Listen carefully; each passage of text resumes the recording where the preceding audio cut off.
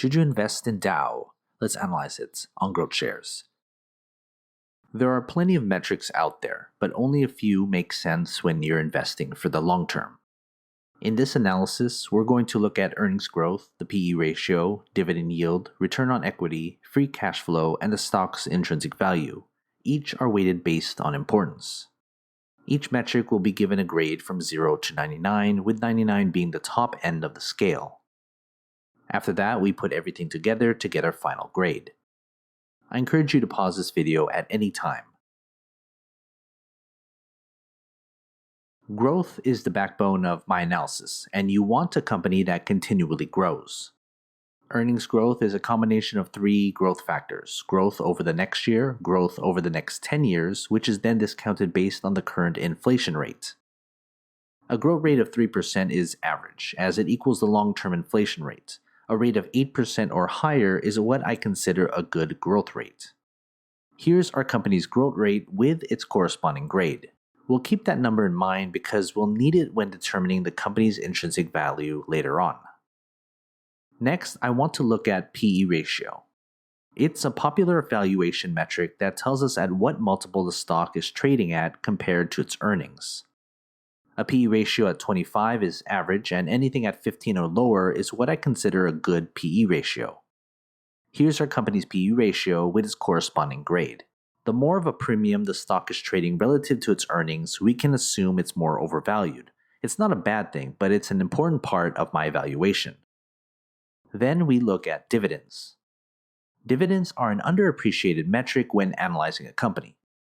Taken in a vacuum, the higher the dividend, the better. A yield of 1.5% is average, which is in line with that of an index fund.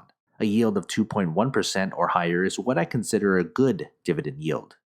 Here's our company's dividend yield and its corresponding grade. If you own a stock that doesn't pay a dividend, you're not making any money from it. The only way you can make money is if you sell the stock. And if you're a long-term investor, you don't plan on ever selling. So that means you need a dividend to pay while you hold. Next, we look at return on equity. ROE is profit generated with the money shareholders have invested, basically how much you're getting back for every dollar put in. A 6.75% ROE is average, and anything at 11.75% or higher is what I considered a good return on equity. Here's our company's ROE and its corresponding grade. A company's return on equity measures its effectiveness in handling the money you invest when buying its stock. You want something good in return. Then we look at free cash flow. Free cash flow is what is left after a business pays its day-to-day operating expenses. We always want positive free cash flow for our company, which means more money coming in than what's going out. A free cash flow of $12.75 billion on its balance sheet is considered average. A free cash flow of $17.75 billion or more is what I consider good. Here's our company's free cash flow and its corresponding grade. I look at free cash flow as a measure of our company's market dominance. Cash is king when it comes to research and development and acquisitions. It's a big part of what gives a company its economic moat. The way I calculate intrinsic value is by using a discounted cash flow model. I get the current discount rate, which I use the current 10-year US Treasury yield. After that, I figure its growth stage over the next 10 years, which is the growth rate we calculated earlier. And for the terminal stage, which follows once the growth stage of the company is completed, I set it at 0%. I also take into account how stable the company is, which is a subjective measurement.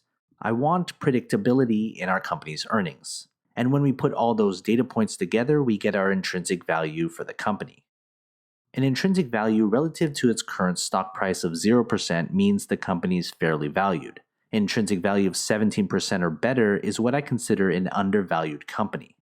Here's our company's intrinsic value and its corresponding grade. Before we get our company's final grade, consider becoming a GrowthShares Patreon member. You'll get access to every grade from every company I've analyzed. It's updated all the time. Head to patreon.com/GrowthShares or click on the link in the description. We got all our metrics graded, and now we can get our company's final grade. A grade of 50 is average, and a final grade of 70 or better is a good long-term investment. Here's our company's final grade. This analysis is simple, yet an effective way to get your research started in the right direction. There are a lot of numbers out there and a lot of noise. Keep your investing simple and you'll do fine over the long term. So what kind of investor are you? Let me know. Take my free survey. I left the link in the description below. Once I get enough data, I'll make a video about what I find. Link below. Don't forget to subscribe if you like this analysis and you want more in the future. Invest wisely, and as always, take care of your money.